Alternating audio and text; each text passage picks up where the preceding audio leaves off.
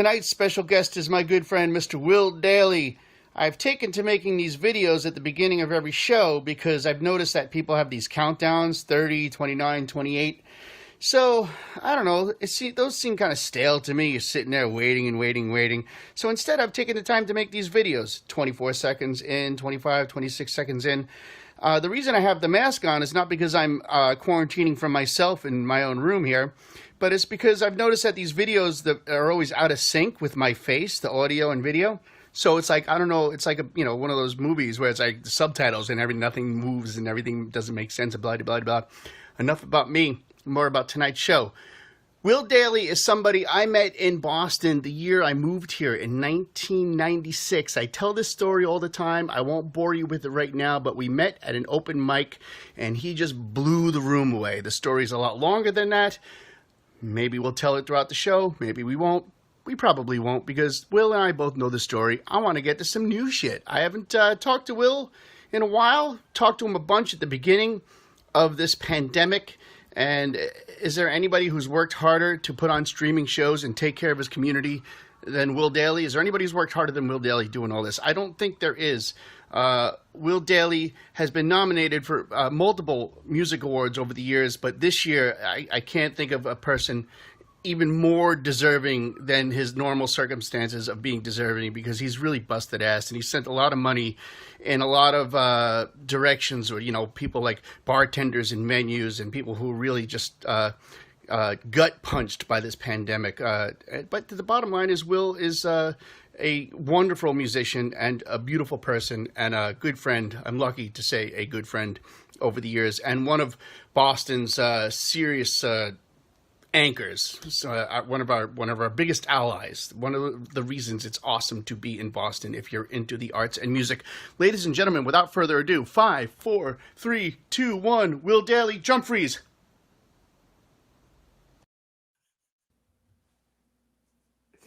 What do you think? That was great. That was my great. Videos, my intros.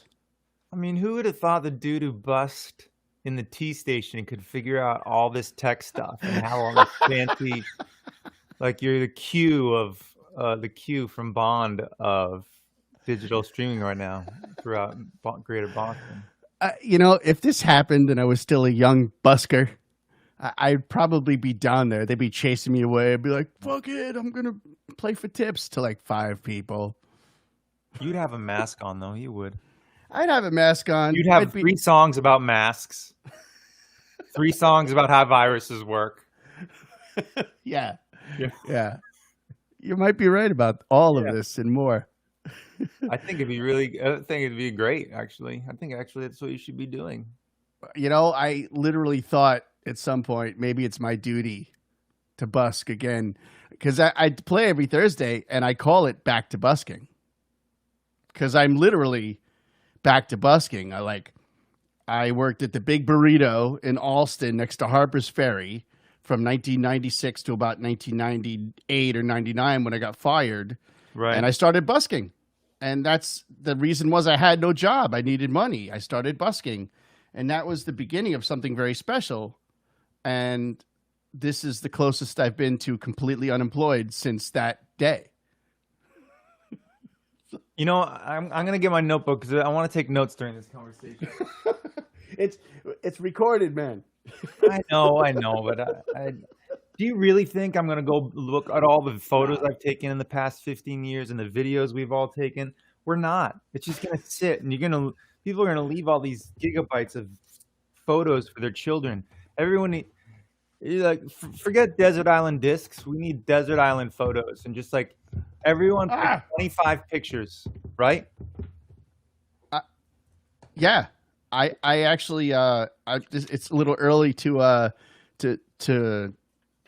I was going to say shoot my load, and then I didn't, but then I said it anyway. So it's a little early to, but I had this one lined up for us. Oh my gosh. Yeah. Oh my goodness. Isn't that great? Oh man, I remember that guitar. I wrote a lot of tunes. It's a Loudon. It's a guitar from Ireland it belonged to my friend John Morrical. Wow. That, for folks who don't know, That is the Harold's Renaissance Coffee and Ice Cream Shop on 155 Brighton Ave in Allston, Massachusetts. It's an Asian restaurant now, I think. Across the street diagonally from Blanchard's, and we had a little music series going on there, and we all just hung out and got all wired up on coffee, and we ran played that music. place. We ran that place. It was like free ice cream. It was great. It really was a little scene. Patrick Wilson says, makes me think about Mr. Butch. Mr. Butch. People don't, I was driving through Austin the other day. I was thinking about Mr. Butch and just how that there's a presence of people that are there and they're living with us, but there's a whole Mr. Butch passed away like 10, 15, 20 years ago. Yeah, some time ago. It was a long time ago, but he was always there. A lot of characters. You got to wonder what during a crisis, what characters like that are doing. Like what would a Mr. Butch be doing today? Right. Be out there. Afraid to be out there. He'd probably be out there. The Byrnes got their characters. I know they're coming and going. Many people don't have choices where to go right now. So yeah. Yeah, but it was. I'm not a very. I just have a weird relationship with nostalgia, and I'm always worrying about the moment I'm in and the moment right in front of me. But I can trip for a little while on how just lovely that was. And I remember we would go to like some apartment. Dan Blakesley, yeah, hung with us then. Who else? Who still? Aaron Shadwell would play it at Harold's. That's the first time I met Aaron Shadwell. Aaron Shadwell had long blonde locks, and he sounded like the dude from Alice in Chains. Mm-hmm. He's Alice in Chains. He plays all the time. He's great. He's wonderful. He still has his blonde hair. It's just not long, and but he played every. He wanted to do a residency. And he played every Wednesday night, and I had the open mic, and that was every Monday night, I think. That's everybody.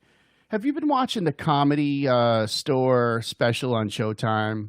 I don't have Showtime, no. So the Comedy Store is the famous club in LA where all these comedians got their start, and artists need that place.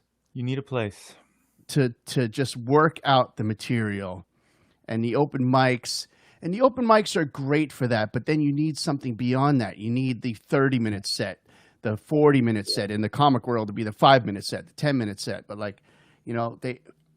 for me, it was the subway. I could sit there and practice and play tunes all day long. But artists you can mess around. You can mess around with an idea. You can play a song. So that's what I did at Plow and Stars. Whether it be Harold's Cafe or wherever else, or just having some peers around. But I did it at Plow and Stars before I made the album National Throat. And so then I called Plow and Stars. I'm like, man, I just need like a Monday night.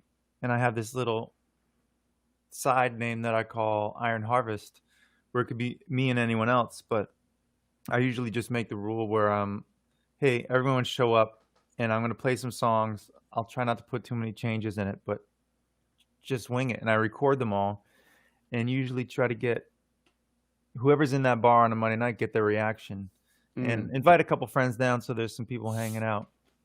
But we did it in October, November, and I just tried out a bunch of new material. And you find out what this little thing that I didn't think was anything all that much, and everyone in the bar stopped drinking and talking for a second and started listening, where your friends just say, man, that's some good stuff. They're not listening to you in the full-on, here's my show atmosphere, and there's ticket buyers, and there's all this stuff, and there's this collective thing that's going to happen. It's more like, I'm in with you guys tonight. If you need to do something, do something. That's an important thing to have as an artist. For me, as a musician, is to have that space to not be myself, not have to worry about being myself, I guess is what I'm trying to say. I think I've gotten to the point. I mean, I obviously love a great show. Right. Will Dailey comes and plays the Burn, and they're rehearsed and they're crushing it, and the set list is brilliant. You obviously love a great show. But I've almost gotten to the point where I enjoy a night like that where you have a combination of these moments of brilliance because nothing was really planned, and you're working out your sonic arrangements and dynamics on the spot. And there's also like just sometimes colossal train wrecks. Yeah. And I almost like enjoy the colossal, not that I want anybody to train wreck or I want anything to sound bad, but I almost like, it's like, this is the point where they burn it down. Right. And then something is, and let's see if they can make something out of the ashes. Let's live see for that. I mean, I live for that even in the rehearse shows. I remember in one of the last Burns shows, I had a guitar tech with me, Eric Rice, great friend, great player, great drummer. Yeah, of course, yeah. And Rice just gave me, or I asked for the wrong guitar, or I said I'm keeping this one, I'm going to do this song, and it's just in the wrong tuning because I get myself in a hole with all these guitar tunings, and I started this song in the wrong key, and the band's like, "This is not in the right." And I'm singing away, and I'm staying connected, and they're trying to like whisper to me, like, "Hey man," and I'm like, "What?" Band sounds like unruly, like there's like whispering going on behind me. I don't like that. And then like, they're like, "All right, well, screw him. If he started this song, boom, we'll come in right in. It's a nightmare." And so I had to stop the song, get the right guitar. But the crowd's laughing and they're into it. And then that whole intro where I'm singing again, the whole crowd took and sang for me because they're just so charmed by the humanity of that situation, right? And you can't, things going wrong in especially in music. I can't speak as like being in a play or anything like that, or a theater production or something, but something going wrong in music is an awesome opportunity to create a memory for and really share the humanity of the moment, and then use the brilliant musicality of the people who are hopefully on stage with you to rise to that very real moment. I love it. Absolutely. You've really, I said at the beginning of the intro, that's something you've done, especially in the beginning with COVID. You took this opportunity to put on dozens of shows, all to benefit local people and local venues and local situations. And that's yeah.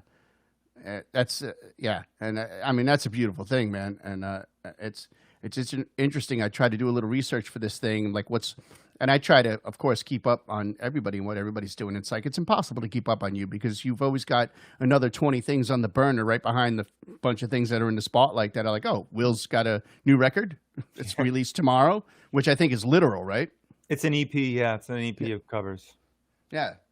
So it's like, oh, so you've made an EP of covers. You're doing all the live stream shows. You know, you're creating life. Am I allowed to say that? I just did. Yeah. I got a human on the way. COVID child. Yeah. Oh, yeah. A COVID child. Yeah. Wow. Yeah. But yeah, I mean, it's nice to know that you think that, because usually I'm in a ball on the floor around this time every night crying, but thinking that I haven't done anything with my life.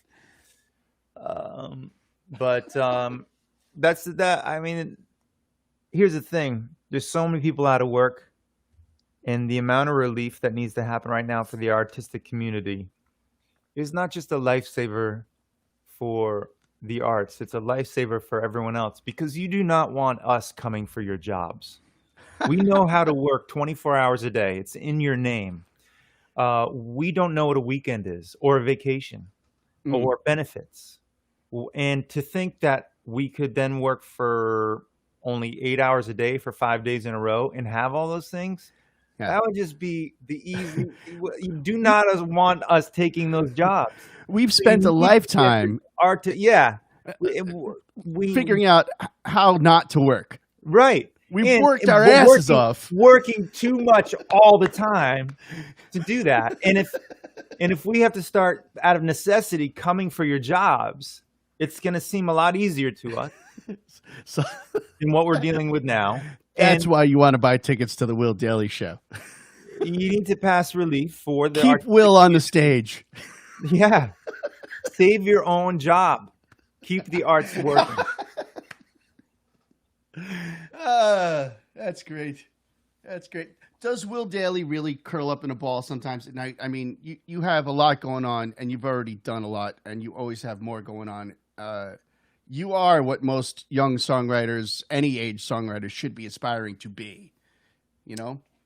Do you have it? Do you Um, really have those moments where you're like, it's? I guess it's a stupid question. We all have those moments, but like, yeah. you know, like what the fuck am I doing in my life? Without a doubt on the regular. Yeah. Um, and it's a practice to get through it and have a pragmatic approach to it, as opposed to I only had an emotional approach to it when I was younger. Mm, Um, and being in in an industry that has a bullshit metric of what it means to be valid. There's right. nothing, for a while you tell yourself all the hurdles and the bumps and the bruises from this business that happened to you, that's not a reflection on you, man. That's the business. You know what? All the good stuff that happens to you in the business is also not a reflection of you. It's a reflection of the business. The only thing about being an artist worth being an artist is the art part. And it's constantly convoluted. Even if you're the most DIY indie minded person, you're constantly going up against humanity's expectations, the modern moment's expectations of what it means to be an artist, and trying to thrust a picture of validation upon you. And if you let that in, which is impossible not to break in once in a while, it's going to corrupt that very pure thing of just following through on art because you're on a rock flying through space. Everything is screwed up on that rock in chaos, and because it thrives on chaos, and that's its beauty. In the chaotic moment of the very mathematical probability of you and I being alive at the same moment, to have shared that first time playing music together and to have so many other memories since then, is such beautiful chaos. It's that I wouldn't waste my time here and my luck of being alive in this moment with you and everyone else Mm, by doing anything other than what I thought was a pure representation of celebrating that. mm. And that truth that I'm aware of gets blocked all the time by the world of boxes. People say think outside the box. You got to think outside the world of boxes. You got to think Mm. outside of four walls. Those things should not exist in the mind of the artist either, the box itself. So that will interfere once in a while, and when it does, or I'm tired, or I am worried about money to pay for things to survive in these algorithms that we always make, um, I'll end up on the floor in a heaping ball. But then I have music, so I'll get up again. That's funny. Like you are a local and national celebrity. You are. You're a rock star, Hmm. and I think anybody uh, who aspires to be or is at some level hearing that, it's probably comforting because these are emotions we all go through. And I imagine, I mean, you've been on stages and shared projects with some of the biggest names in music that we know of and we all like look up to. And I'd imagine you've probably had experiences with folks who are going through the same things. In the end, we're all just people. We're all just spinning around and hurling ball through space, like you said. Absolutely. Just how many times have you heard and learned the lesson of like someone has all the money in the world and someone who doesn't have all the money in the world, and you could at the same level of happiness or sadness at each level, and then something like a fucking pandemic comes along and really levels everything, you know.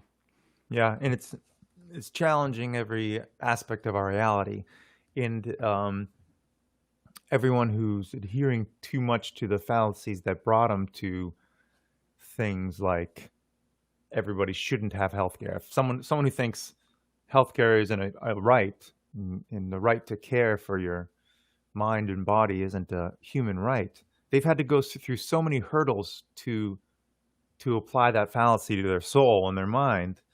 They have to work extra hard right now to keep fighting that, which is so toxic for them, to keep that fallacy alive, on their sunk cost that they've put into that fallacy even We're before. very lucky here in Massachusetts. It's like, even though it's a major national issue, we're kind of like, we had this national this healthcare net before Right. anybody else did.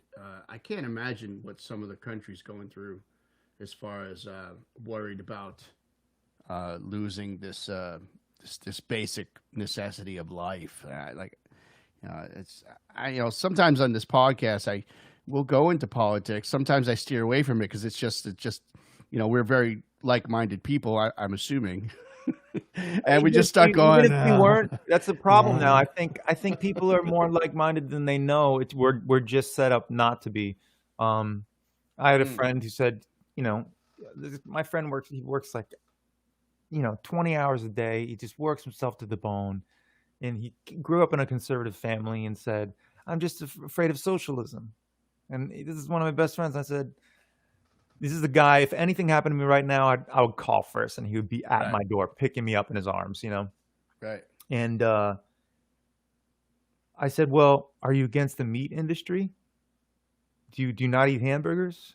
He said, I eat hamburgers all the time. Well, the meat industry is subsidized by our tax dollars. It's a socialistic enterprise, and as is the gas in your car. Gas should be $5-10 a gallon without subsidies to keep that program alive for the people, to keep costs down for the people so they have access to it.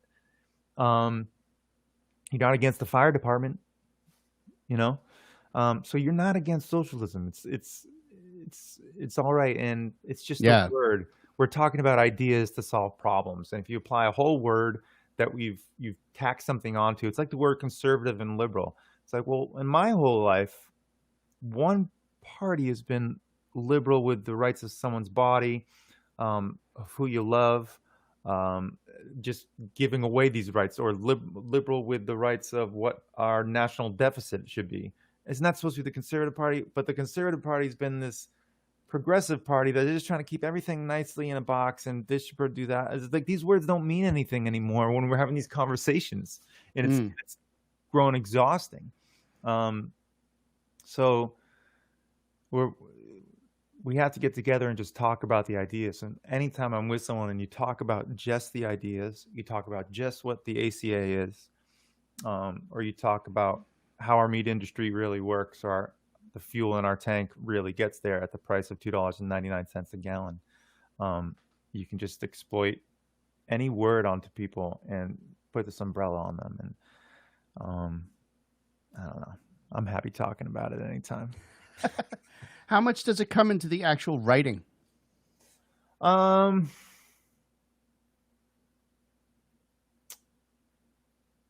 It's there, but it's more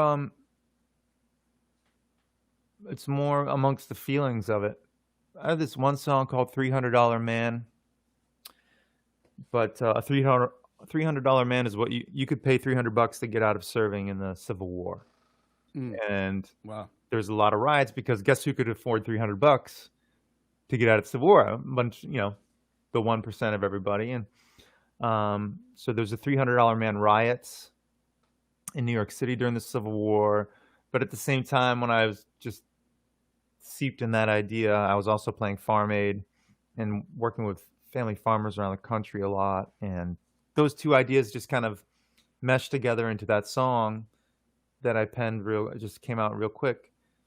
And it's in a lot of other songs, but I always just kind of keep it on the emotion. If you listen to $300 Man, or you listen to like a song called He Better Be Alive or Peace of Mind, they're all just about the emotion of the truth of these things, which are so absurd, So not necessarily this documentary about this thing, right? But right. sort of lyrics that metaphors and lyrics that bring you into a sort of a vague, almost like a vague picture of the situation, rather than this like, this is what I think about this, and this is what I think about this. Right, because at the end, even you could do that, but everyone's having an emotional reaction. We all have emotional reaction to facts, you know. And to say, hey, the facts are the facts, and this is that, we're still having emotional reaction to it. And so is the guy saying a fact is a fact. The way he's a little asshole like that is his emotional reaction to it. So we can't deny that we're emotional beings with this consciousness that doesn't obey every law of physics and mathematics. And to keep pretending that we are, it just creates another hurdle into solving problems and addressing problems and realizing them. What makes you a rare commodity and well needed in this world and this local community? Because that's what we know, tangible but is your ability to so you're talking like an artist and a visionary, and you're talking which often goes hand in hand with sort of flaky, lazy, leaving things on the burner and spacing out. But your projects come to fruition. On one hand, you're like I said, you're talking like a visionary, but on the other hand, you make the projects come to life. You don't just say, I should do a benefit during COVID to help somebody. You actually do it, and which takes this A-type personality, which keeps a lot of shit in check and gets all the details done. And we've had some conversations about some legal stuff that's happened in music. And you're like, yeah, I'm talking to my lawyer and this and that. And I'm like, oh shit, man. Will Dailey is not only the fucking consummate artist, but he's on the fucking ball too. Well, thanks. I feel most of the time I feel like I'm a professional plate spinner on a bunch of broken plates, and be like, oh, you guys should have seen me when these were spinning. But yeah, don't look now. Wait, hold on. Let me get a new plate. Yeah. I want you to picture all this, not the noise that you're walking on right now, but it's actually they're on these sticks. Yeah. I guess it comes down to, I don't feel that way. I feel most, if you think I get things done, I want you to know all the things that I'm not getting done too, and those kind of stick with me a little bit more than the ones I'm getting done. But it comes back down. It's I'm on a rock flying through space. No fucking way I'm gonna not try or see what that tastes like. Right. See what that breeze is like over there. So also not be committed to other human beings.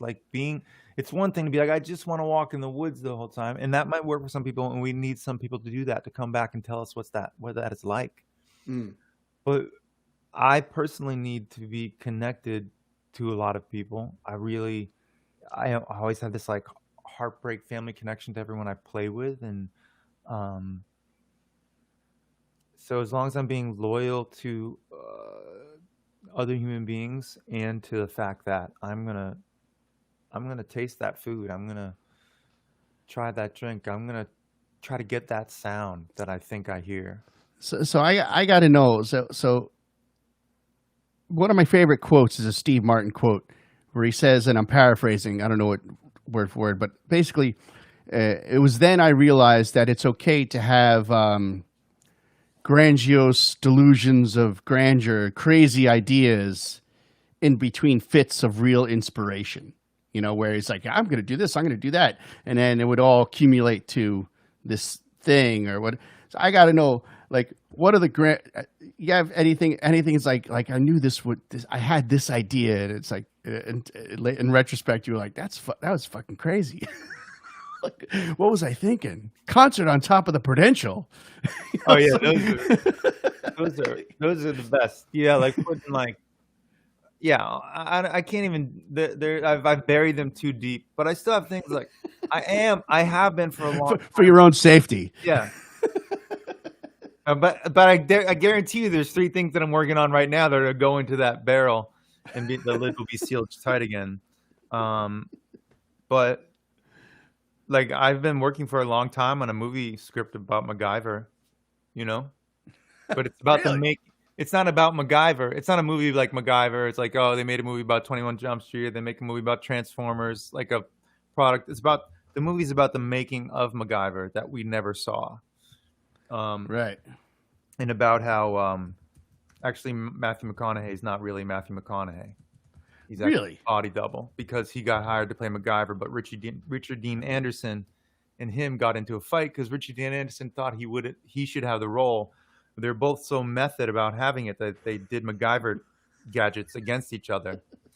And the real Matthew McConaughey, when he did romantic comedies, was killed by Richard Dean Anderson by accident from all their hijinks again, trying to, booby trap each other.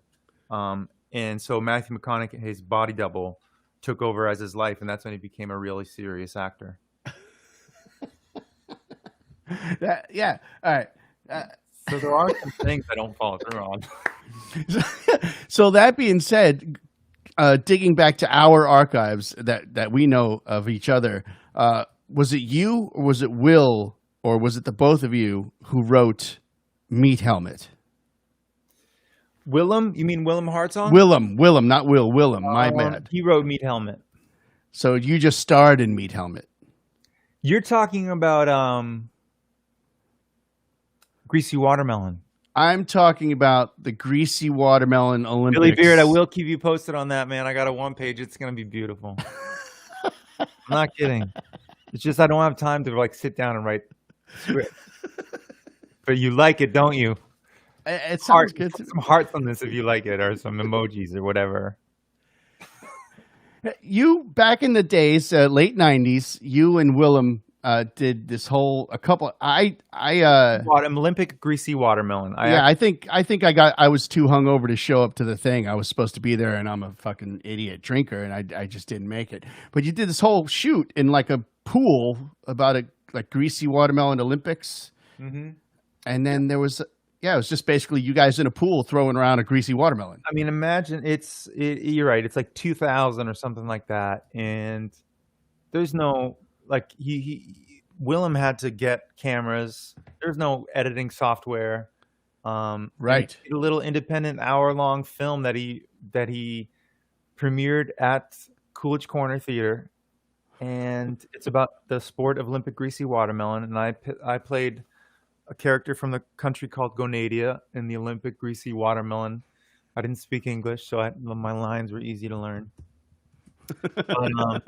And that was my first acting gig ever since high school and musicals and stuff like that. But yeah, I actually got a copy of it on DVD from Willem during the pandemic because he saw me doing all the streaming stuff, and I was like, how do I see this film from when we were kids? And he sent me a DVD copy. So what was Meat Helmet? Was just something that would nowadays be in the DVD side, like the special features? Yeah. Yes, exactly. It was I think is there DVDs anymore? It would be a short. It would be a short on Netflix. I don't know. Right. But those are little things that I'm always amazed that we pulled off back then when things were harder to pull off. Like making a record was harder to pull off, in the year of 2000. So yeah, you needed the same money, but it's not the same scale or rate of inflation that it is now. And I guess 2000 we were just starting to do CDs, right? No, we were doing CDs 90s, 2000, yeah. And but it still cost $1,000 to make 1,000. Yep. And that was 20 years ago. Yeah. Interesting. But it's easier to put it out. It's harder to put it out now. But that's the one thing about music I don't have. I mean, John Philip Sousa was complaining about the gramophone in 1910 and how it's going to ruin music. And every new technology is supposed to ruin music. And our own nostalgia can be our own enemy to innovation. Our own comfort be our enemy to innovation. David Bowie was an artist who just said, bring me the new Young Guns, and I'll make a record with them every step of the way. And that's out his last record, Black Star. 90s, we had demo tapes.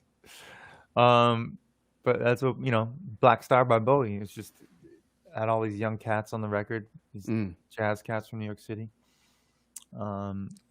What's going on with the new record, man? Tell me about it. Well, it's not really new. It's a collection of covers. Every time I go in and I record a record, especially if we're in like a lockout of the last 3 records, which are really like 2 to 3 week-long intensives, there's always a cover there to help us avoid our own preciousness at times. And like, let's do this cover and just kind of lose ourselves in that. And so I've had this collection over the years of these songs, and they're all kind of just rewrites where we take the top line of the melody, and usually the chords, and then rearrange and redo the whole song. So I have a Nirvana song, an Arcade Fire song, Tom Waits, Mark Hollis of Talk Talk, and Prince. And it's all this EP compilation that's coming out tomorrow called Pattern of Deconstruction. And I just thought I wanted to kind of celebrate that whole practice that I have with the people I record with, which is one of those things I was just trying to like appreciate something and put it into this little package. And I'm going to the studio. I'm going to do a song or 2 in November, but I honestly don't feel like I'm going to go to work with like 2 people in November. But when I'm making a record, I want to be able to fall on somebody laughing or crying or fighting. I want to be able to have guests in after a long day and listen down or something like that. And there's so much great stuff being made and recorded by people right now and released. I don't feel like I don't know. When my son was interning at Q Division, he would come home and he would tell me about your sessions. Oh, no. And he's like, my son is he's a great kid, and he gets inspired by people who are inspired. He gets inspired by inspired people. And I remember vividly this one. He's like, he was listening over and over to this one thing, and it's my job to really kind of stay out of the way. But then he asked me, like, "Did you hear that?"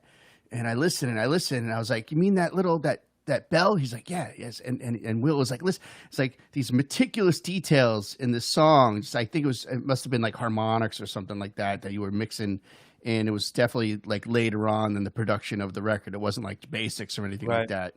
He was so impressed by your attention to the slightest detail, and your obsession with it. He's like, "You just listen to this one thing over and over and over." Played it for me like 10 different ways, He's like, "And I'm afraid to talk because I'm just an intern and I don't want to get yelled at. I've heard like, but at the same time, I want to totally hang and talk." And it's like, it was awesome. He loves you, man.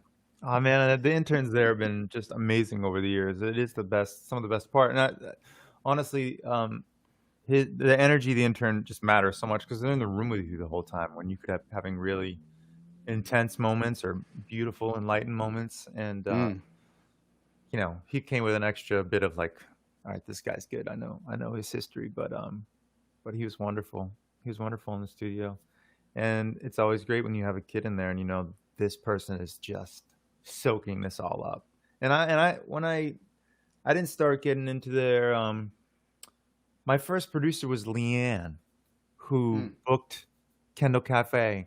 Oh, wow. She saw me play there, and I was like, I need someone to like record some songs for me. My first time in a real studio was with Leanne, and she produced my first 2 records ever, first 2 songs ever. Is that right? I did not know that. That's cool. And I put them on that like little EP CD I did when we were super babies at Harold's with Little Americans on it. That one.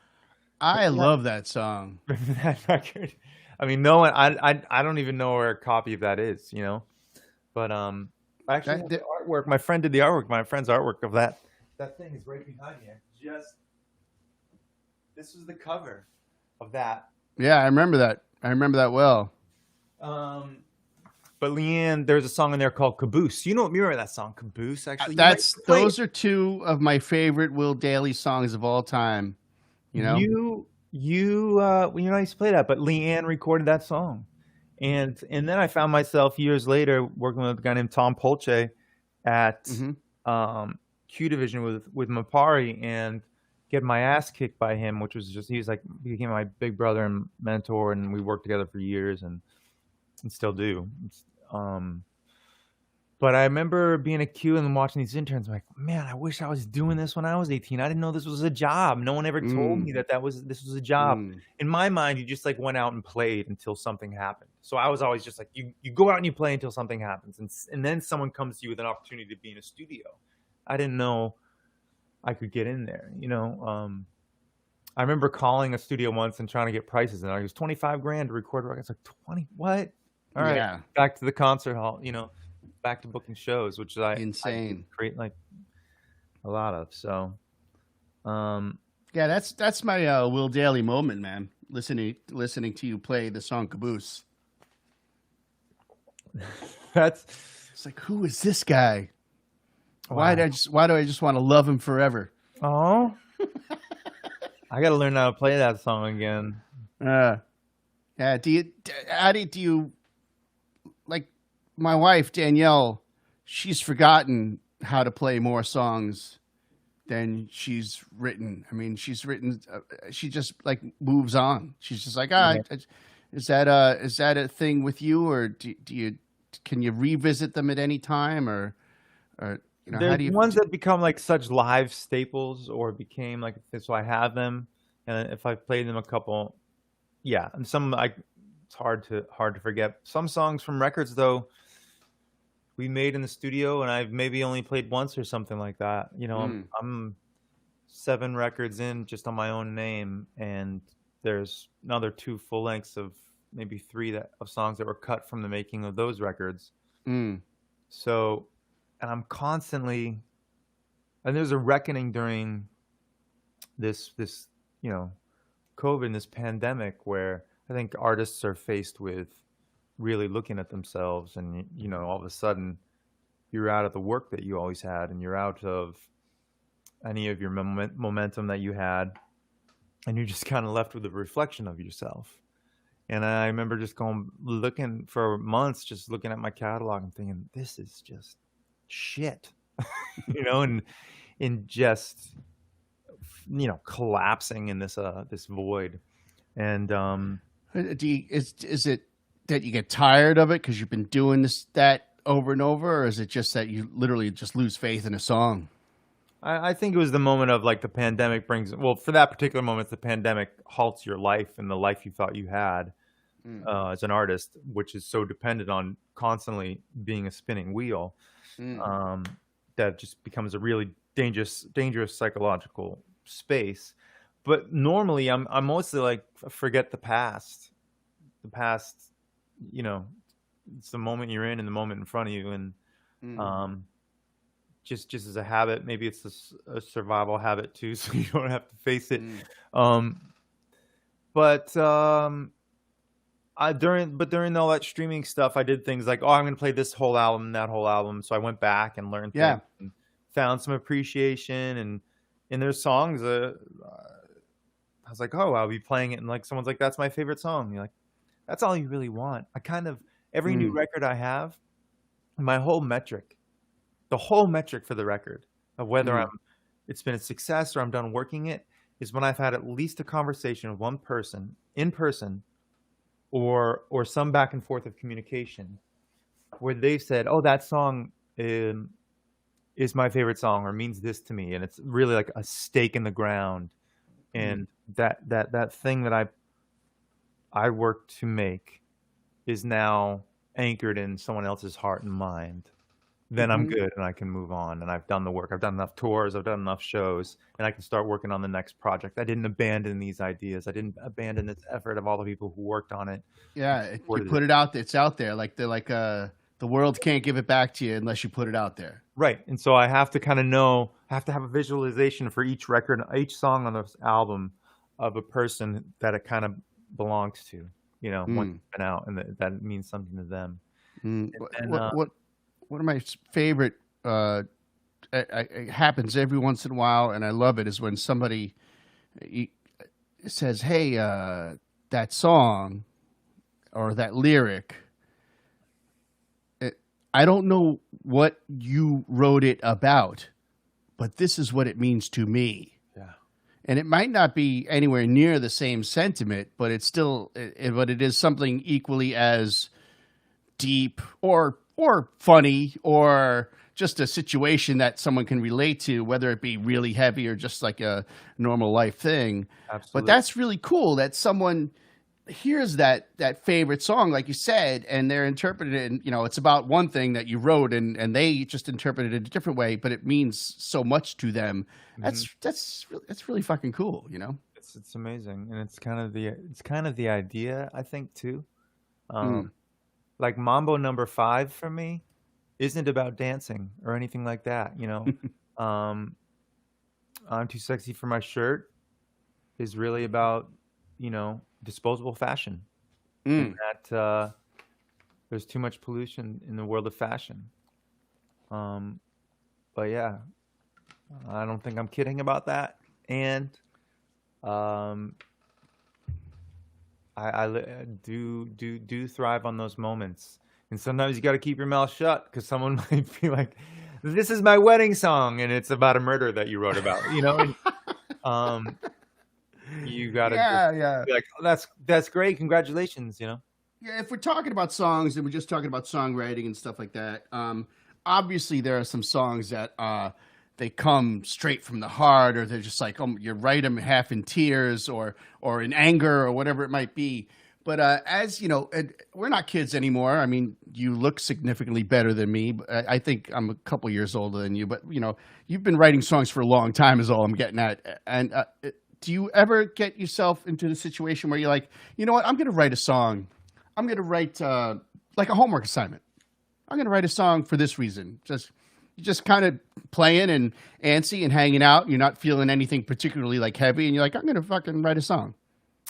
I probably should, but I kind of had the songs that I'm working on that I have to or want to do that with anyways, right? Like, um, again, during the pandemic, I have more after my album Golden Walker, which came out in 18, and we were working all the way up in the past 2 years and playing it out and touring it, and we're going to be kind of like finishing up the tours of it this summer, and just up till now. I Mm. would probably do my 3 nights at the end of the year at the Burn and be announced and have like a new song or have the EP out. Yeah. But since then, I have more new songs than I've ever had in my life, like brand new songs. And there's two songs on Golden Walker there's a guitar lick on that record that dates back to being 19 years old that I finished for that record, and another guitar riff on Golden Walker that is probably from like 15 years ago or something like that. And Mm. everything I have now, I don't have anything that's still on my shoulder. I have like 30 or 40 new tunes, but they all need a couple of them are like those boom lightning fast ones, but the rest need Right. some sort of attention.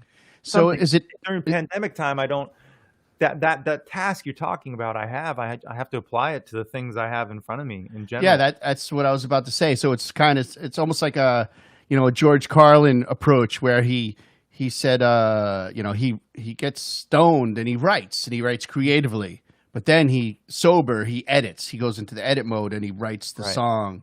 That's kind of what you're That's saying. Like you exactly go into homework mode. That's exactly it. And I have just copious amounts of paper here and in things that I've written into my phone and all the songs and just so many like recordings of the ideas and demos, and sometimes I'll like have the song and I'll play it 15 Mm. times into recording things with it in that stony kind of place, in that free place, and then I might have those as reference for later. Just so many different ways of going about it. But right now, I'm at that moment, kind of like you're talking about, where, well, I need to go do work now. I need to Right. go do the work part. And guess what? I'm in a pandemic. I got mouths to feed. My Yeah. career is nowhere, so I'm constantly. Every time I sit down and like do the work or give it the love and pay attention, it's like, oh, you have to survive right now. You have to fight to Right. survive. You have to do these other things, and you can't justify going into that headspace where you're free and liberated to actually give it the correct kind of love. and that's what's really bumming me out, and really compromising my time on the rock flying through space. But it also goes back to that law of being committed to other people, and the thing holding me off is the commitment to the other human beings that I love and adore. That eventually, that commitment will feed that work when the time is allowed and safe. Actually, safe is the right word. So this is the music room, though. This is where the papers and the song projects are and everything like that. Right. Yeah. This is and it's actually I cleaned it up because it was resembling my emotions, and I cleaned it up. And I just got a free pump organ over there in the corner, which made my day, and that's there. And I got a briefcase of copious amounts of papers, and my guitars and my drums over there. And that room doesn't look quite big enough. Where's the room where you keep all the awards and accolades? They're not. They're it's my award is a smile on your face. Hey.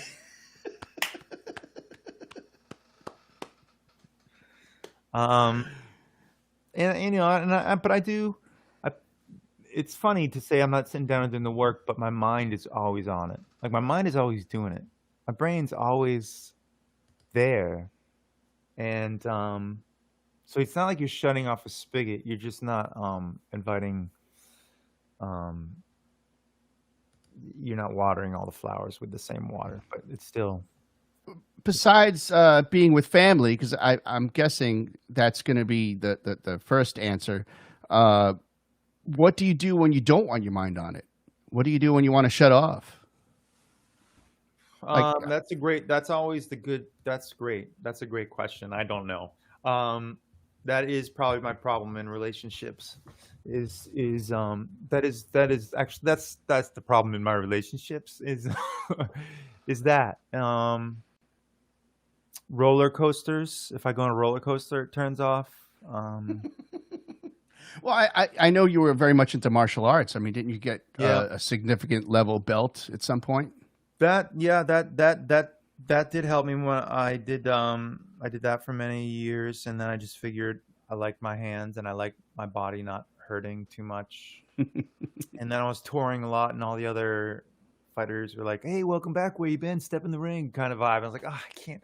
I learned how to fight because I felt so weak. I learned how to defend myself, fight the wrong way. I learned these practices for a couple of reasons. One, I didn't feel strong in my body, and two, you wanted to learn how to fight to never fight, and three, I wanted to do something because I always knew I'd be in this nebulous region of art and making things that I know deep down, like as we've talking about those imaginary boxes people put art in, that there's never anything to accomplish other than making art.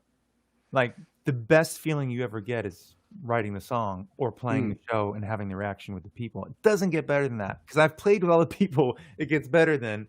And if they're of healthy sound of mind, we're just equal peers with different bank accounts. And so I wanted to do something where I put the time and effort in, and you see how that felt to like, if I work at this for this long, I'm going to get here. And just as a human being, see what that felt like. Martial arts was a great way to experience that. And then once I experienced it, and I got like a second degree black belt and got my ass kicked plenty of times. I was just like, I'm good. I'm good. And it was real. It was impactful in the soul, but it's also just the kind I was studying was very impactful, and it was about impact, and you get hurt a lot. And I saw a lot of the dudes who, especially in the American ideology of what it meant to be in martial arts was always a little bit toxic. And I love the idea that you said I wanted to learn how to fight so I wouldn't have to fight. I mean, that's, And when you're torn around, there's been so many things, and it's just always easy to be like, and we're gonna sneak out the back. It's like, I remember one of the instructors, this woman who was a national competitor. She kicked my ass many times, and then one time in a match, She got kicked right here and separated something in the bladder area, and she couldn't fight it. She couldn't do what she loved again. And I was just like, I'm not gonna have anything. Oh, I had to stop doing this because I was having a spar match with somebody. Yeah, I still like to skate when I get the opportunity, but I don't love like skating, to actually. dude. I go to Dailey Rink in Watertown. I just found out because I just moved. I just found out there's a skating rink and a pool a half a mile from my house, walking distance. I was walking past it every day, and I didn't even realize it. Well, so once COVID is gone, they might even open it for the winter. It's a big open space. I can't see one why near not. me is open, and I just got a season pass, and I get to bring a guest a couple times, so we'll have to go skating. Yeah.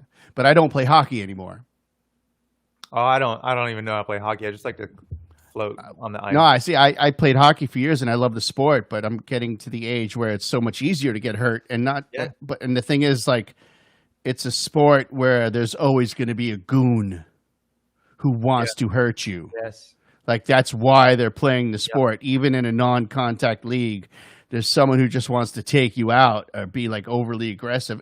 And in fairness, hockey is a fucking aggressive sport. That's what it is, but I do like to skate, but I don't really want to play anymore. My favorite thing is when they have just puck shoots, because I'm not even a good shot. I always played defense throughout my high school and very small career after that. But remembering you young now, that makes so much, like when you were like, because you used to, I mean, you were always goofy, but you were a tough dude. When I met you, you were like, I was like, you don't mess with Tom Bianchi. That makes so much sense now. You're a hockey player. Yeah. I mean, you might have been the reason I started martial arts, because I was just scared all the time. No, I did music to get away from the football players, and now here I am, and there's a musician. But I've never been a bruiser or a fighter or anything. I've never been like, I'll fucking kick your ass, Will Dailey. No, you're not. I go on first at this coffee shop.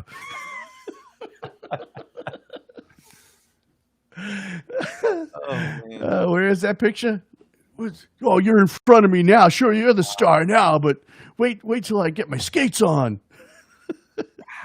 Babies. I have a couple pictures queued up. I have this one. This is you and I at the Lizard Lounge, I think. Yes. Aw. I think that's the Lizard Lounge open mic. I'm pretty sure. Those are great times, man. You've just been this lighthouse of good music for a long time. Yeah, good experiences for so many people. I'm a lighthouse of a beer gut in that picture. I'm glad I'm still here to light the light. Got a little dodgy there last year. The tough thing about our business, man. It's like we're not always paid, but the booze and the drugs are free. Yeah. Yeah, I took great advantage of the free booze for a long time. Yeah. Almost paid for it dearly, but I'm back. I've been that's been my godsend in COVID. It's like this whole year has been before COVID, my plan for this summer, because I was on heavy meds until September, October last year, and I got them off of all of them in about February, March. And my goal was to get back into that fighting shape, that good shape. So that just means going for walks and runs. And I bought myself, I don't know if we were doing this online. No, we were doing this off the air. We're talking about like shopping Facebook Marketplace because we're both out of work and completely fucked.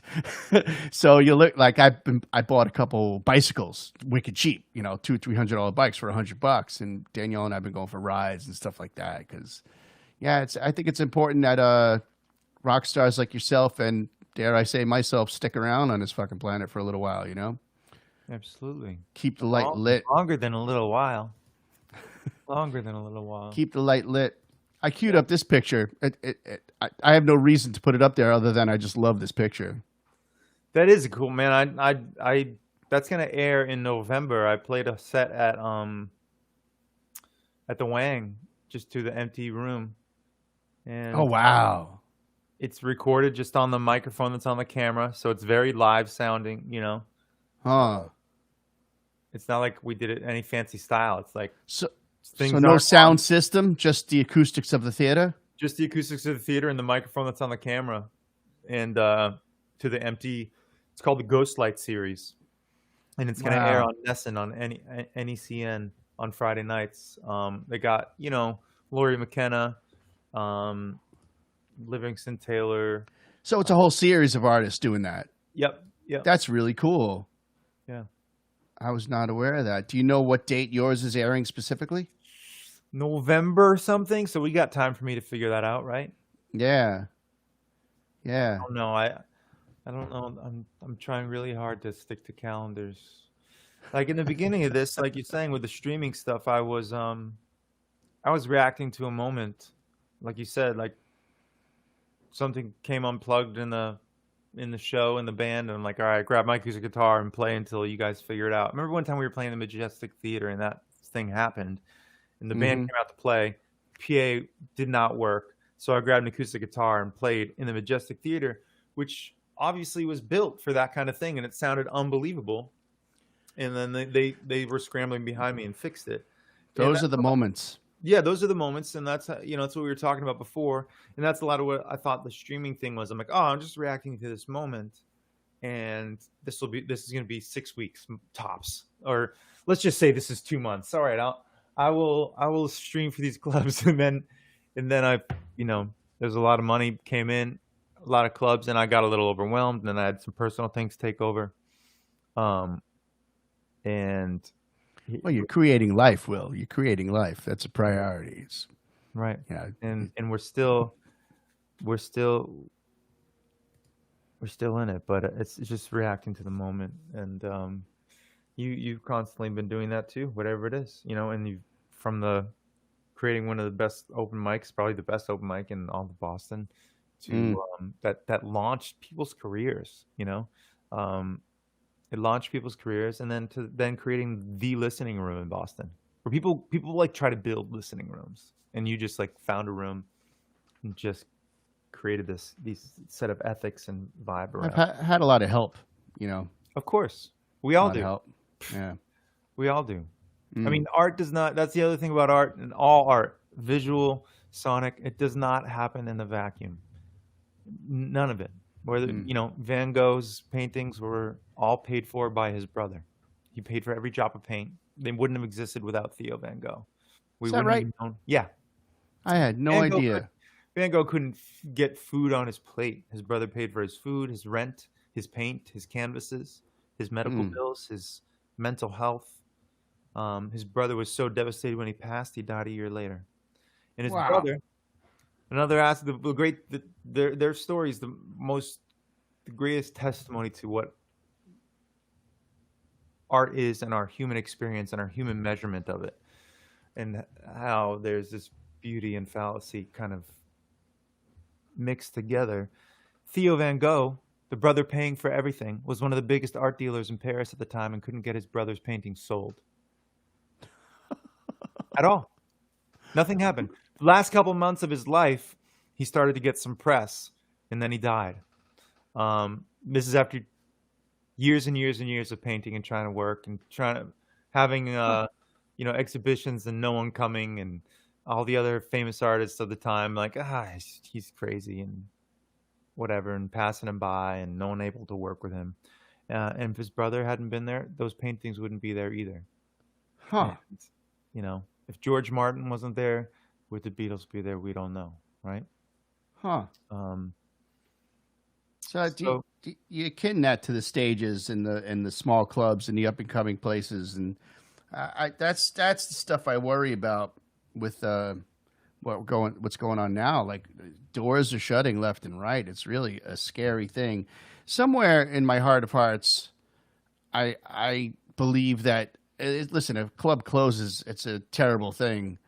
But somewhere in my heart of hearts, I do believe that, like, for every door that closes, there's a door that opens, and hopefully it's a revolving process. But that being said, I don't want if they close for natural causes, that's one thing. Like, I wouldn't hold it against somebody who's like, you know what, like Carla, Johnny D's. Johnny D's was open for 1 million years, and finally she's like, you know what? I'm done. Right. I'm done. Right. I don't want to do it. I don't want to sell it. I don't want to oversee it. I just want to close the doors and chill. And I grew up in this place. Like, it's sad that Johnny D's is gone, but there's no like anger there, But that it does scare me that it might take a little time for places to pop back up. So, young artists can have a canvas to work on? There is no end to this crisis for our industry. There's no off switch for the crisis of within our industry. There's just a slow, you know, degradation of this dam that's gonna happen. It's not gonna collapse and flood everything. It's gonna just be like, wow, the water's really picking up. Oh my God, it's gonna bottleneck at the bend in the river. There's gonna be, if things open up, there is gonna be that bottleneck. There's gonna be indie artists losing out. But to your point, and I share that same sentiment. I also don't get overly nostalgic about things. To keep myself sane and moving forward, and growing. But if you let the artistic institutions fall in your community, in a city like Boston, in a city like Chicago, Seattle, you're only hurting the city. You're only hurting your real estate prices. If you go to Davis Square 6 months from now and it's only banks and restaurants, you're going to lose out in 5 years from then with your real estate prices and so on and so forth. You always pay a price by not having balance. And the funny thing about art is it doesn't give a shit about your plans. It happens no matter what. And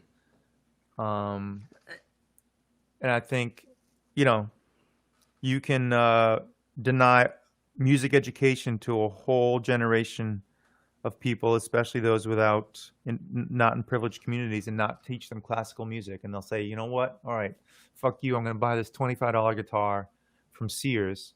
I'm going to plug it into this box. I'm just going to turn it up all the way and see what happens. And all of a sudden you have rock and roll and this whole new industry that upsets your whole expectations of what music should be and art and culture. It takes your children's minds and turns them into hippies 30 years from then. And then you have this whole counterculture because you did not teach classical music to a whole generation of people. And then you say, well, we're not going to teach classical music or rock and roll to a whole generation of people. All right, well, you know what? We're not going to buy your $1,000 guitar or take lessons for $1,000 on a violin. We're going to take this turntable and a single microphone and create a whole new billion-dollar industry and upset every expectation you have of what society should be, make billions of dollars doing it, and really show you. We will always be the water that breaks the rock. And that's what art does. It will always upset invalid institutions and expectations. And so you only screw yourself by not advocating for it at all times. And anybody watching us now knows that. Anybody watching this eventually knows that. But our elected officials don't. People who control most of the wealth don't.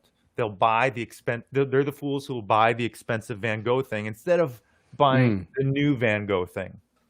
And that's on them, and that we should always be laughing at the people who spend on that kind of art that way and will pay $350 to sit in the rafters at Boston Garden to see 50% of the Eagles. Some years ago, I went to see a friend play like a hotel gig, and he had a couple of fans, and those fans were very wealthy, and they took us out for dinner afterwards. And the fella was talking to me. He's like, "Oh, you're a bass player. I love the upright bass. It's such a beautiful instrument." And he said I would gladly contract. Now, this is at a point in my life where I up until the last few years where the concert series started really doing well, I've always been a hand to mouth, nickel and dime, fucking just a gig, $100? Yes. $50? Sure. And this was years ago. And he basically asked if he could contract me to help him find a really nice upright bass for his and I said, and I said, "Are you going to play?" He said, "No, I'm not going to play. I just want the bass in my living room." Wow. And I said to him, I was like, "Well, you don't. I mean, you can get something like that for $1,000 or something. Just get a student model, something, and look nice." And he's like, "No. He basically wanted to spend as much money as possible and You buy showing off like you too. Yeah. this gorgeous piece of wood. Now, in retrospect, I suppose if I did take him up on it, and I got maybe I would have been helping a base builder. But in the emotion of the moment, I was like, I'm not doing that. I'm not going to help you find a $30,000 upright base or $10,000 upright base, whatever the number he was thinking, to put in your living room Right. on display so the maid can fucking dust it. I'm not fucking doing that. Like, fuck you. You know, maybe he would have had a kid and that son played the bass and he was like, "Fuck you, Dad." Maybe I was wrong. He just played rockabilly while his father's like, "Listen to Brahms." I kind of, yeah. That would be fascinating. Maybe I had that wrong, but yeah, you know, it all goes to what that art will always rise and survive. You know, And eventually humiliate the people who didn't invest in it in the moment. You know, eventually put them in their place. You know, the Tipper Gores of the world and the people who don't want to spend on education and fight to make sure the money isn't there. That's the beautiful thing about rock and roll and punk rock and hip hop, and you know, it's an interesting time. I sometimes I think to myself, I'm very proud of the open mic I ran at the Lizard Lounge for 11, 12 years, however long I did it. Absolutely. I'm very proud of the fact that like I handed it off to somebody, but the person I handed it off to is running it better than me where it counts. And if I could, I think I would go back and change the way I ran it. Because the one thing I always did, and I look at this as a mistake and a fault, I always kept it completely acoustic. Like my whole theme was, if you can do it during the apocalypse, it's meant for this stage. And it was a contest, so it had that rule, you know, 10 minutes on, 10 minutes off, and it's easy to get up and on, you know, no, don't bring your own keyboard, don't bring your own amplifier, don't bring your own drum set. Like you couldn't set up on the stage. You had to get up, do it, walk off. Basically no electronics. But what that did in Cambridge, Massachusetts on the Red Line was knock out the entire hip hop crowd. And I stuck to my guns. Like I didn't not want hip hop. I would always say to a hip hop rap artist, like, come collaborate with an instrumentalist, collaborate or go straight a cappella, you know, freestyle. But it's not what the art is. Right. And I feel like I missed an opportunity to really make this town just do this even more. And it's funny, everything that's going on today makes me feel that even more so. So it doesn't make me ashamed of what I did, because that was not my intention. And I had this vision for the thing, and it was what it was. And it was completely acoustic. But I do kind of wish sometimes I could rewind and get rid of some of those rules and just go with the flow and let it happen naturally. I mean, who knows? It might not have been the night it was. It might have died after a year or two. I don't know. But I do feel like that was a missed opportunity, you know? But you're applying that knowledge now. You know, you're applying that knowledge, the insight that you gained running the Burn, and Absolutely. yeah. Yeah. I have a lot of, I don't have any rules for booking other than people I like, people that seem cool, and the music is good. And oddly enough, like, people that seem cool and are easy to work with kind of comes first.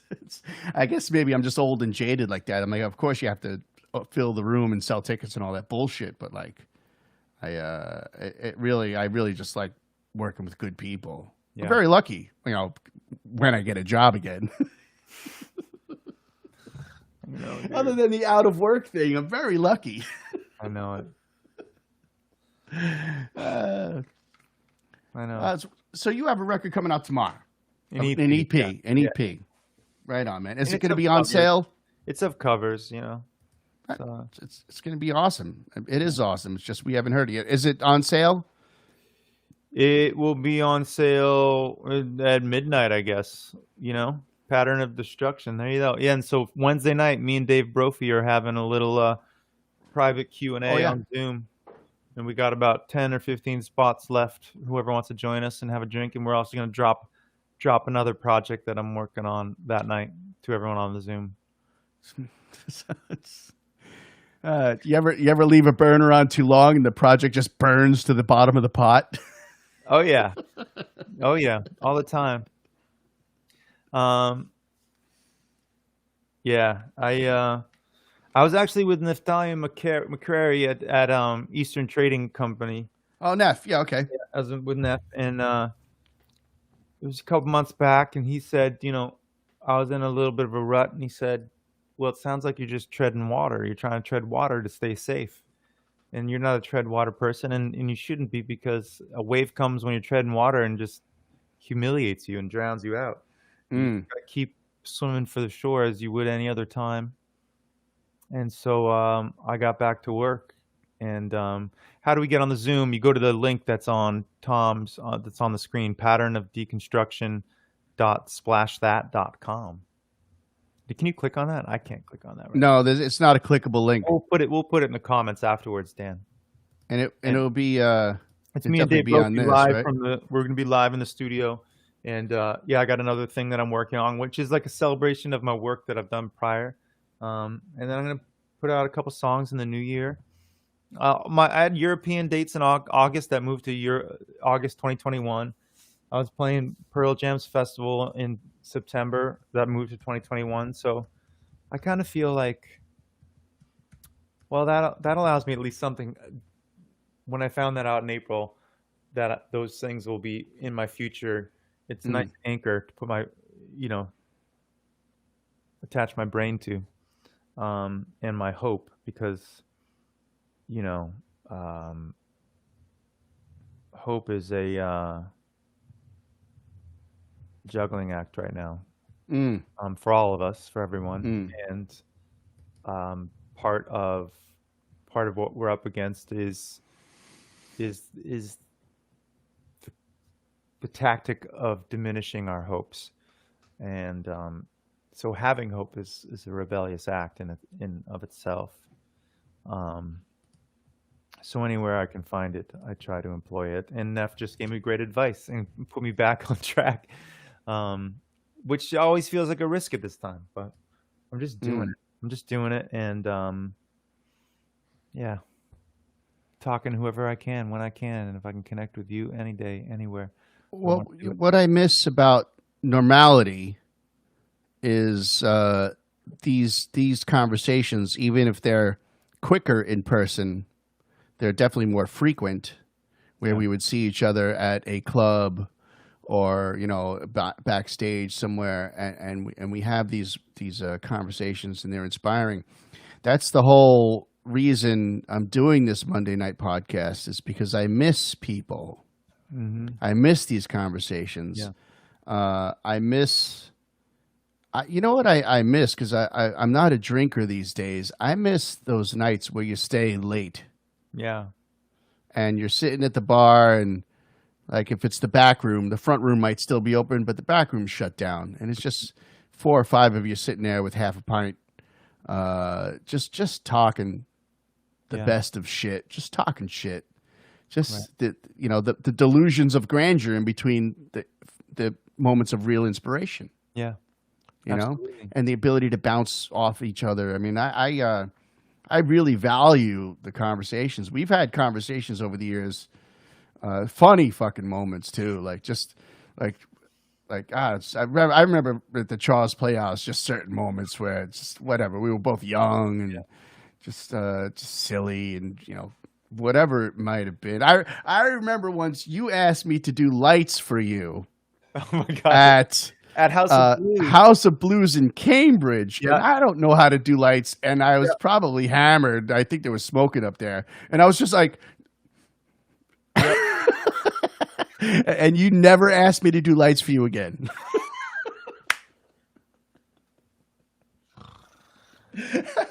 I don't know. I probably gave people seizures that night. I I remember that. I think I have a picture somewhere of you in that booth. You do? Yeah. Oh man, Yeah, cool. shoebox. Like, I really want to dedicate a day to going through all my photos and whittling it down to like 1,000. Mm. Because we have too many pictures. You're gonna leave your loved ones that many pictures to throw out or just delete in one click? It seems such a cruel fate to leave them after they've had to say goodbye to you, to then say, hey, look through these 50,000 photos of me doing things for the past lifetime and decide which ones to keep. It sounds like a horrible thing to do someone in the grief process. You want to be like, here's 100 to 200 of, my desert island photos of my lifetime. Yeah. The legacy of digital shit we're leaving each other is not good. So everybody clean up your digital shit. So when you're at the funeral and like say all the pictures were there, all 50 to 100,000, and you scroll, then you scroll, and then you like start doing this. And then you see like 72 of 40,583, and you're like, yeah. It starts to be one of those, what do you call the paper book when you It's like when people pass and they have like a closet full of clothes and someone can't throw it out for years. It's gonna have like, I have this hard drive that I couldn't look of your grandfather. Here, I want you to have it. This was a picture playing with the great Tom Bianchi. Tom Bianchi, the national promoter after COVID, who started to run America into a better concert ethics and deals and treatment. Yeah, that Tom Bianchi. Your grandfather played with him at an ice cream parlor once. Yeah, this was an actual picture. This was that is an actual picture. Before the dig. I remember finding a picture in a box and taking that picture and sending it to you like 1 million years ago. And that's how accessible it is. I think I sent that picture to you like maybe freaking 8-9 years ago or something like that. And I was like, scrolled through my phone and fucking found it before the show. We live in a weird world, man. Yeah, but it's always been weird. It's always been weird, and it'll always be weird. And thank God. And don't let the amount of digital media that you're responsible for drag you down. That's all I'm saying. And to your point of disconnection and this thing, which was just lovely. It's like one of the few things I've had to do in the past 7 months where it's like, I don't need to worry about that thing at all. He's going to have it all figured out. I don't have to worry about it. We're just going to sit down as we two friends talking, And, but in doing all the streaming stuff and all the things that I've hustled to get through this time, the one thing, to your point about hanging out late at night, it would feel good to be playing from my shower and see the comments and everything, helping a bunch of people out. But then about 4 or 5 weeks into it, I was like, I was sinking down. I was down. And I had to come to the realization that this one thing wasn't happening. It's that reciprocal exchange of energy. And I was pouring it out and I was playing and people were telling me they felt good. And then it would end and I'd close my laptop and I'd be in my shower by myself with an empty drink and a guitar and think, well, what just happened? And I poured everything out, but was anybody really there? Did any of it really happen? That just that energy that happens when you're on stage and you're in this thing together, and that my performance is always contingent upon the effort and the energy of the audience. And it could be 3 people, it could be 3,000, but there's a relationship there, and it's not happening when you're performing online like that. Not that it's bad or not needed and not a valuable thing in our connection during this time. But I had to acknowledge as an artist, a performer who's done it for decades, that, there's a muscle memory that's getting atrophied right now and it's affecting you emotionally and you have to recognize it. So I had to take a long break from it. Isn't it strange? You could be playing, and like what especially in the beginning, the biggest crowds were hundreds of people online watching the show. But artists like yourself, Montbleu comes to mind. Ryan comes to mind. Would roll into you would roll into the open mic, and it would be a winter night for some reason. You were out on a Monday, and there's like 7 people there. And like, Will, you want to play a song? And Will Dailey gets up and plays a song in front of 7 people, and it's probably like just hits you. That reciprocal energy hits you harder to those 7 people. Montbleu would come into the Burn stage back when the Sunday night was just my singer-songwriter night, and I would just play till the dire end every single Sunday night. You never knew who was going to stop by. I did that for years. Ryan would stop by all the time. And I remember one night it was like freaking midnight, and there's like literally nobody there. Like, Captain Easy Chord, Hugh working the bar, and maybe Danielle, And I was like, you want to play? He's like, yeah, what are you, fucking stupid? Of course I'll play. It's like playing to 3 people just has that effect that this streaming show, it doesn't instinctually have that effect. I think we're all getting used to it, and we're fine, But yeah, especially the beginning, I share that emotion. In the very beginning, I went online and did a bunch of shows, and then I was like, what am I doing? And I had to shut off for a while, and I didn't turn back on until this season, until about August, September. I didn't do on. Yeah, it's. And I don't know. I think maybe in November I'll start doing it again. I'm gonna put out this EP. I'm gonna have this thing, but I got a show on the 29th of October in Portsmouth, New Hampshire.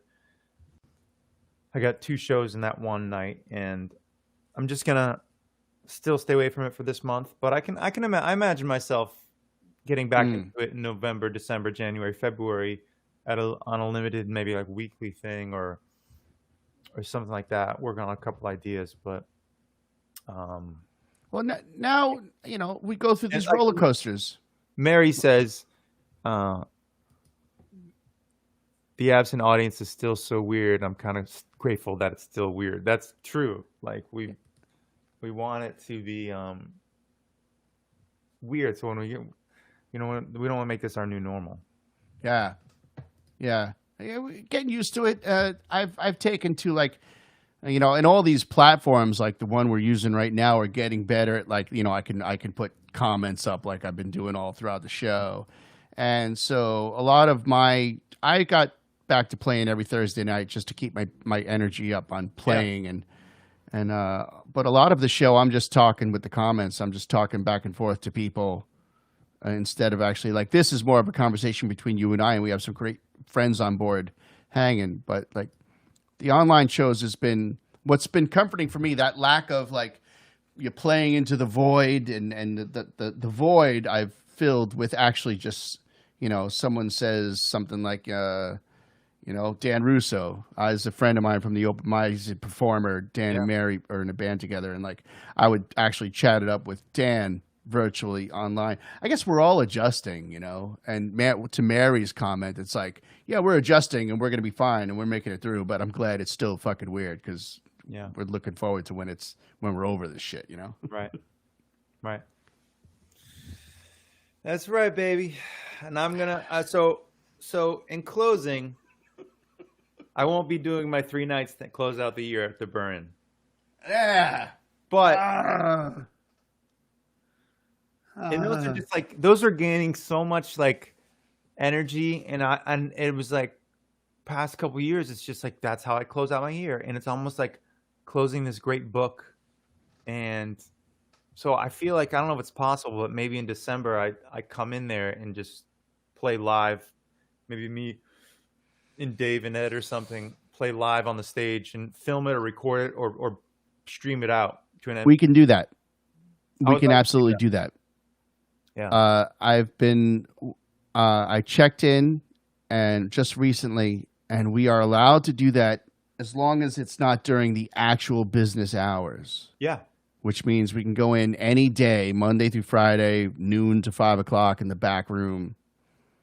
Okay. Because the back room is not open. I would love to do something like that, and then we record it, and then we put it online, and we can even, if we do a room like this or like a Zoom room or something like that, we could even invite a small amount of people to the actual show itself.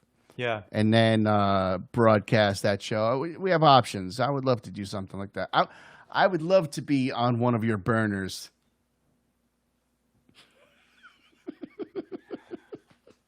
When you say that, I think of burner phones. But yeah, like Just yeah, I mean, you're always on one of my burners, baby. just simmering back there. All colorful at the top. Oh, look at that meal. You turn that one up. It's getting closer. It's getting closer. We need to promote it. Turn up the tom. Oh. Oh my God.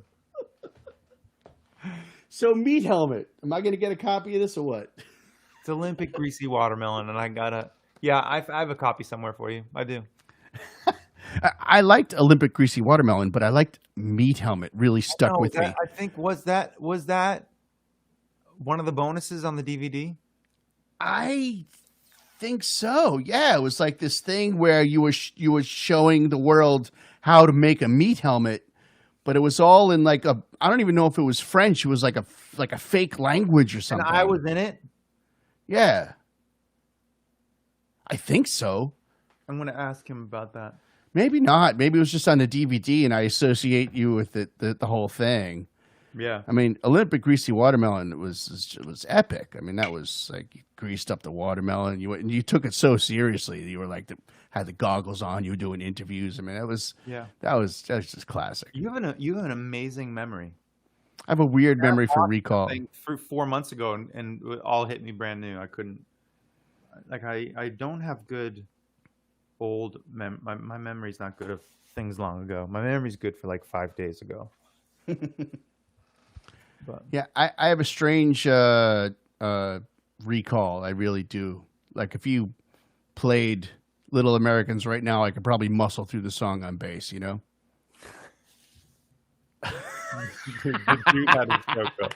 Just agree.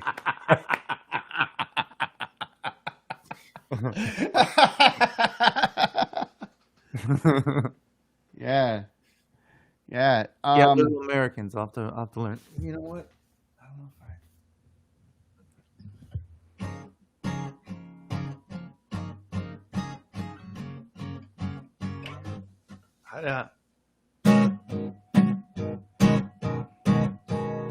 I remember it started with a chord like that. That's so good.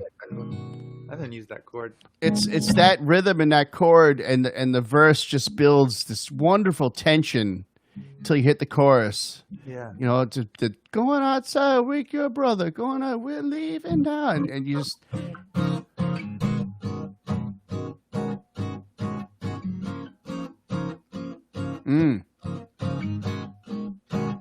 That sounds like it.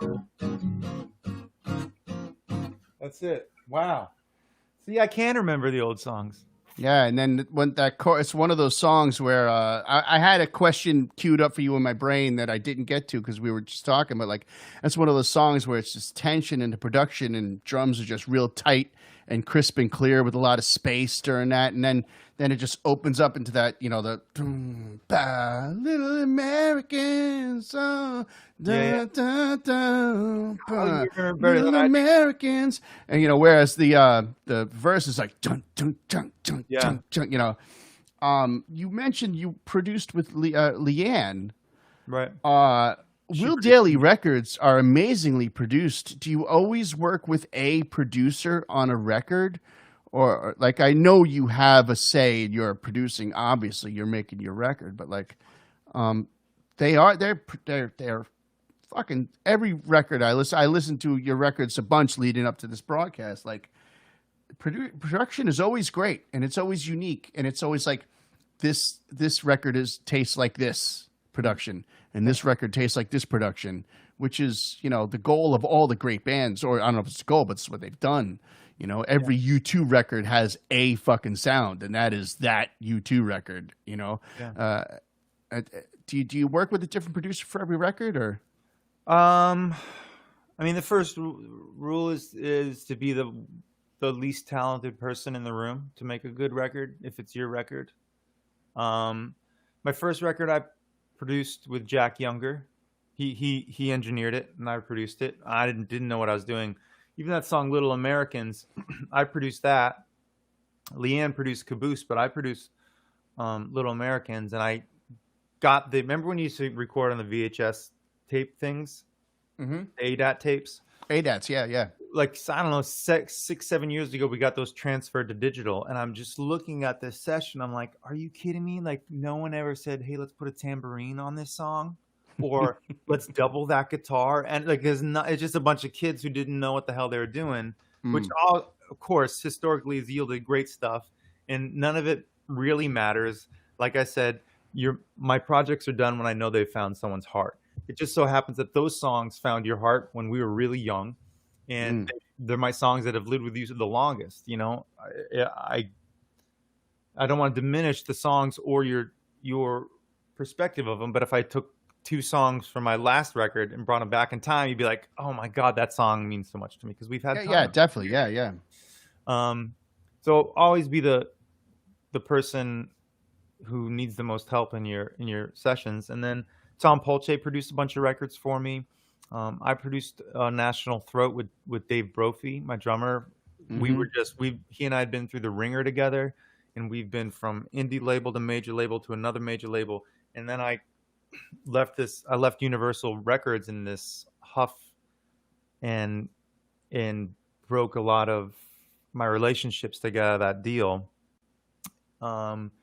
And I thought it was the right thing to do. He agreed with me and stuck by my side and we said, let's just go make our own record. And that was National Throat, which then was the most successful record I ever put out as far as national touring and sales and all kinds of things. And then Golden Walker, he was still with me, but he was working on a bunch of other projects. So I did that one myself. And I just finished an EP for Samantha Farrell.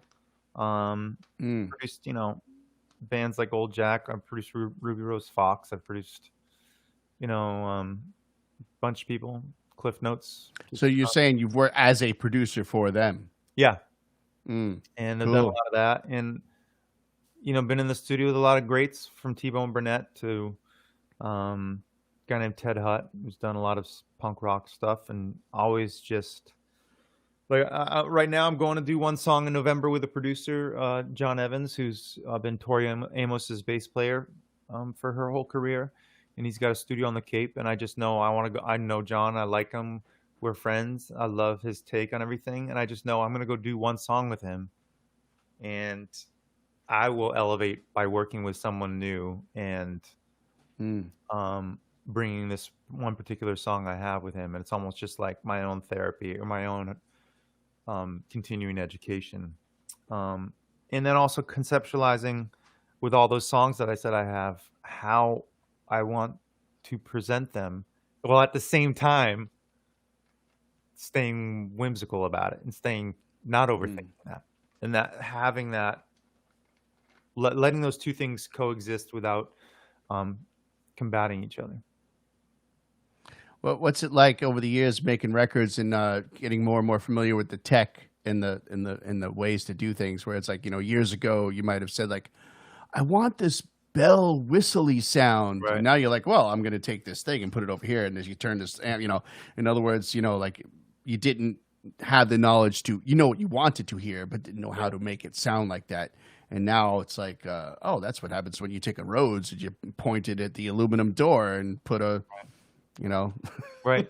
And there's that too. It's like, I mean, there's always a better engineer in the room than me, but it is about knowing some rules, and also rules don't fucking matter at all in any of this. And same with songwriting. It's like, yeah, you want to have all the tools in your toolbox. There's probably the best book on writing, like one of my favorite books on writing, is Stephen King's On Writing, just for the first chapter or two, especially. And he talks. Actually have a little thing. I got a bouquet of flowers from Stephen King, so I got this little framed the letter that came with it right Really? here next to me to remind me of what he always said was, you know, have every tool in the toolbox, and then just completely ignore all of it. Right, right, right. And because I never want to, you never want your creation to end up in a point where it's just placating your limitations. Right. So that's why I just keep trying to go. And you know, like I have all these records that I've never even released. I'll send you some. It's like just art punk stuff or long, Oh, dirgy feedback shit. I just did a 6-minute piece for the Isabella Stewart Garden Museum that was just about expressing um,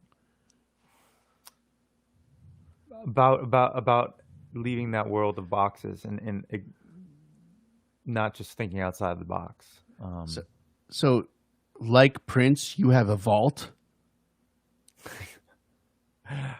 Yeah, it's like right here in this little hard drive. Yeah. Wow. Cool.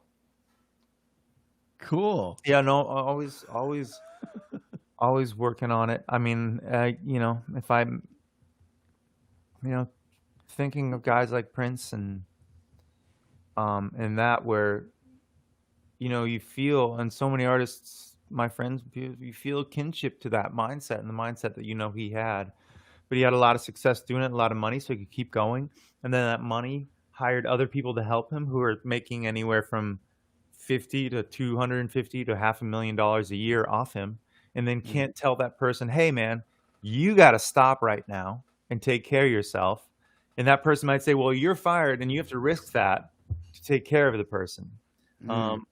And not that I'm saying that that's the exact scenario, but you sometimes you think, oh, if I just had the opportunities that that artist had or the money that that artist have, you don't know Yeah. the other things you're adopting by having that. So Yeah. I don't have the help or the vault, but I do feel a connection to that mindset of just always be creating and always be dreaming. I admire the work ethic. I really do.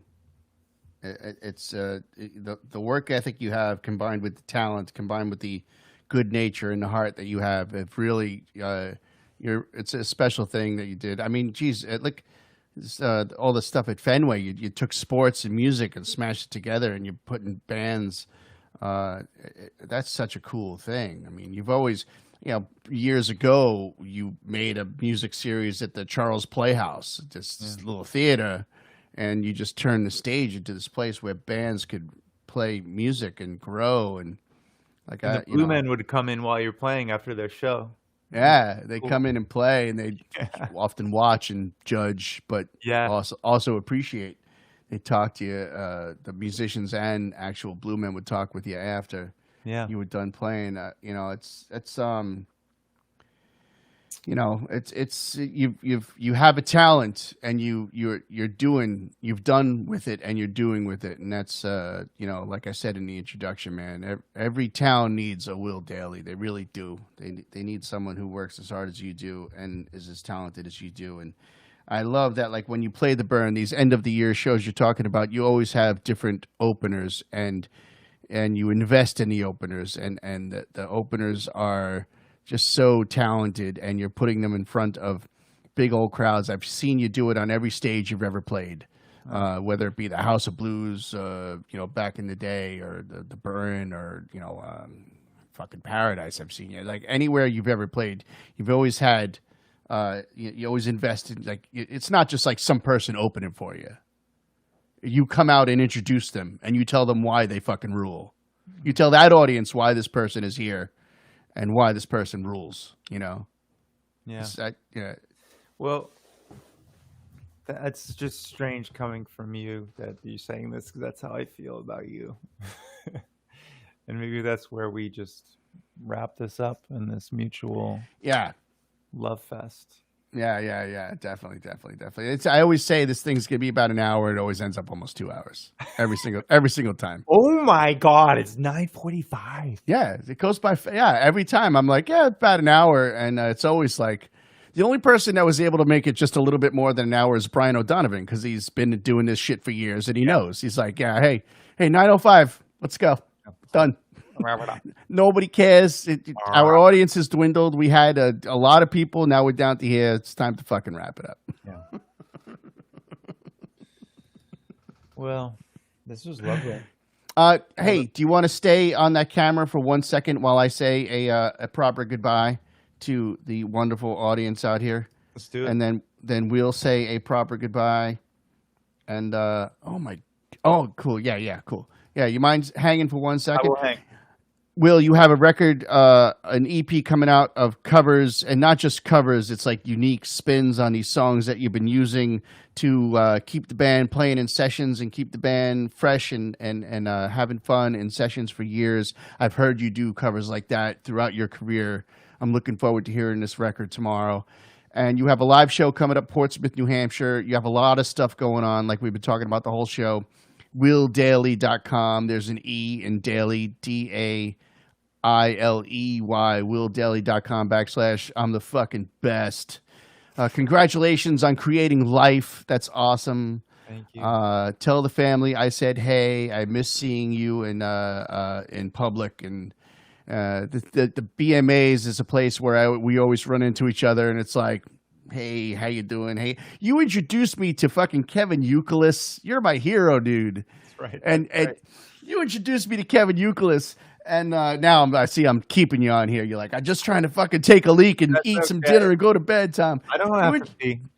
I don't. You introduced me to Uke, and I started to talk with him, and I felt like I said something stupid, and then his attention went away, and I was like, fuck, I fucked up, man. I totally ate it, and then I saw that he had an empty beer, and I went and I brought him another one. He was like, dude.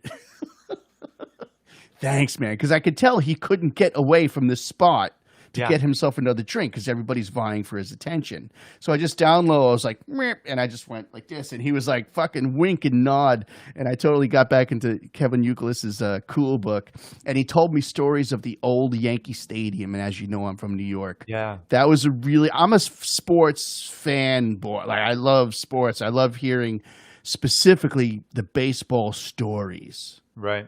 So when you told me about the old Yankee Stadium and how, like, you know, it's not, the new one is weird. It's like the poor people are here and the rich people are here and it's very divided and blah, blah, blah. And the old Yankee Stadium. He started telling me about, man, I'm forever grateful for that. You're a fucking rock star and a king among men. I appreciate you doing the show with us tonight. As are you, my friend. Right on. Stay on. I'm just going to say lightning quick goodbye, and then I'm going to wrap it up. Thank you so much, man. Everybody say goodnight to Will. All right, ladies and gentlemen, that is our show. I'm not going to leave Will waiting any longer than that. Next week, I have Pamela Means. I just wanted to tell you I have Pamela Means next week. Pamela Means is a folk icon in this Massachusetts, New England community. She shared stages with some of the biggest names in folk music, Ani DeFranco. She has a brand new album out, Pamela Means and the Reparation 3. Amazingly talented, awesome, strong black women just rocking out. Pamela Means is not so much a folk artist. She's just nasty guitar player. She's sure, the songs could be folky and soft and sensitive, but she can also just kick ass. Please tune in. Live stream of consciousness every Monday night at 8 p.m. Will Dailey, thank you so much. I'm going to hit the finish button, and then I like to do this, but then there's another button that says, like, are you sure you're finished? And I'm always like, oh, fuck, I jump freeze, and now my eyes have to move, so I'm getting used to it. Ready? See you later. Jump freeze.